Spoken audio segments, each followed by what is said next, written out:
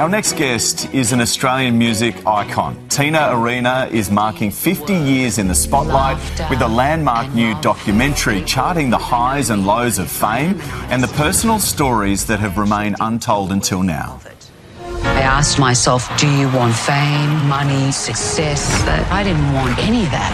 Good night, Australia! I know what it's like to lose everything and to restart again. This is how empires fall.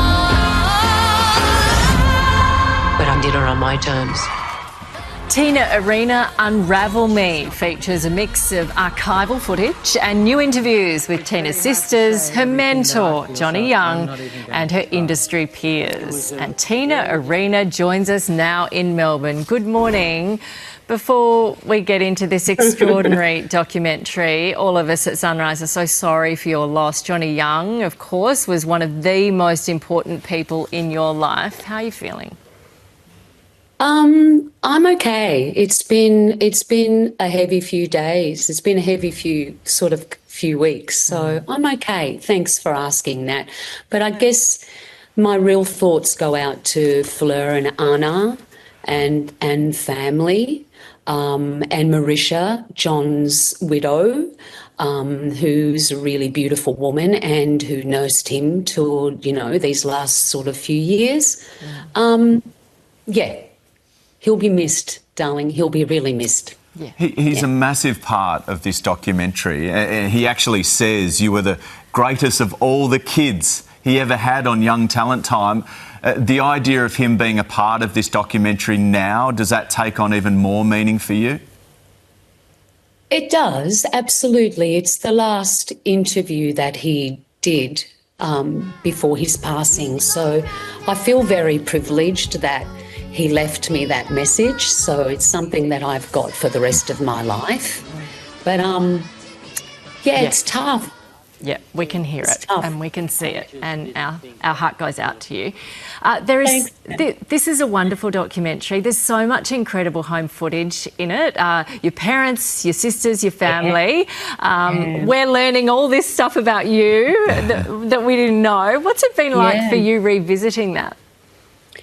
Look, I'm not going to lie, it's not been a particularly easy journey, but I felt that it was a really necessary one now, because, other people's perceptions are all well and good, but you really need to hear from the person as to what they actually lived. And for me, the documentary was important that after 50 years, people could actually hear, I guess, my story from my mouth as opposed to other people's interpretations of it.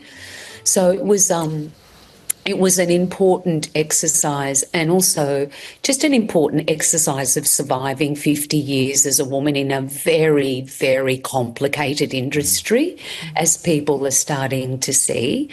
And also a child growing up in the public is a very bizarre place to be.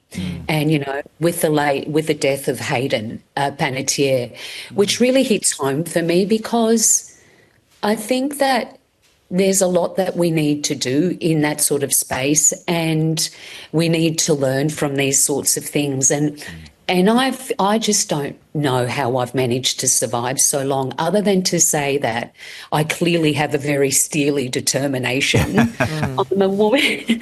I'm somebody that truth really matters to me. I cannot stand what goes on and the concocted narratives. I just cannot stand it. It might suit other people. It doesn't suit me. And Nat and I spoke about that this morning, actually, how open you are and how raw it is and transparent. I've got to ask you something, because there was some, I guess, shocking news out of this. You turned down a particular song, How Do I Live, which was, of course, a mega hit for Leanne Rimes. Any regrets there?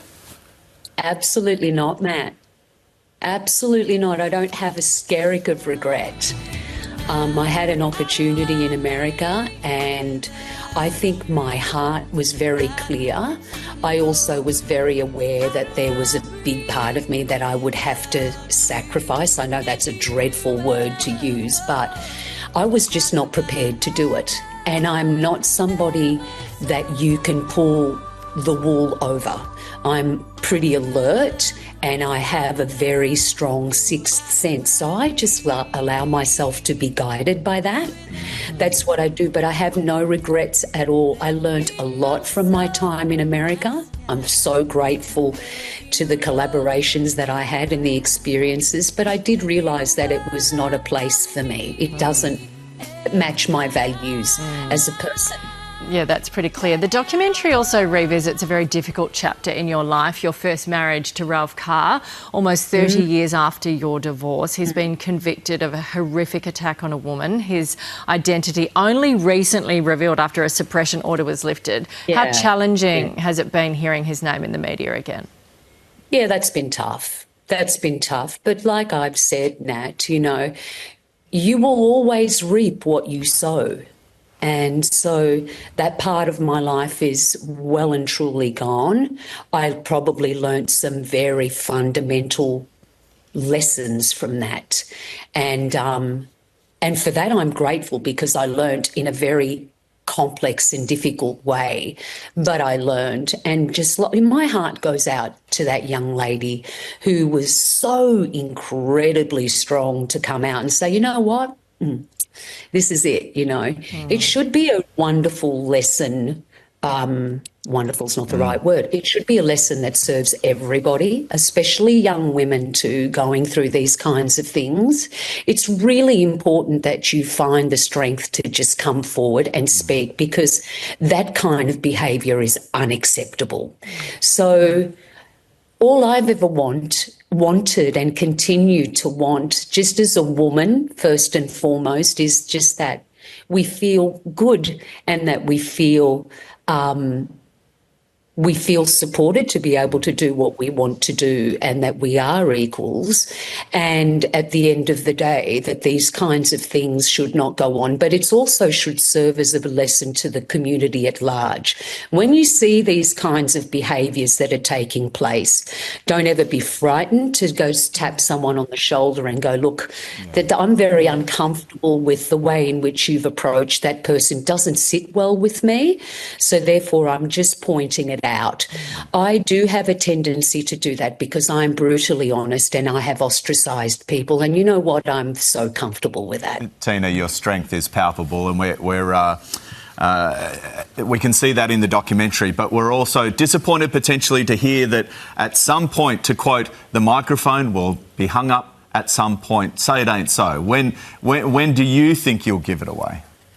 I'm not sure, Matt, but I will give it away. At some point you have to. You know, I've got other things I want to do. I want to live a life, you know. There's whatever time I have left here, and every day is just a blessing for all of us, and it's something that we should never, ever take that for granted. But, of course, I want to do other things. I spend time with my family. I'd like to travel. I'd like to creatively try other things too, because I have other interests as well. Well, look, congratulations on this, because it's a wonderful insight into your life and very honest. And a bye from Maya, who's the superstar. Bye, Maya. Bye, Maya. Thank you, Tina Arena. Tina Arena Unravel Me opens in cinemas on August 27, with Tina attending special preview screenings in Sydney this Sunday. And her new covers EP, Way Out of the World, is out on October 16.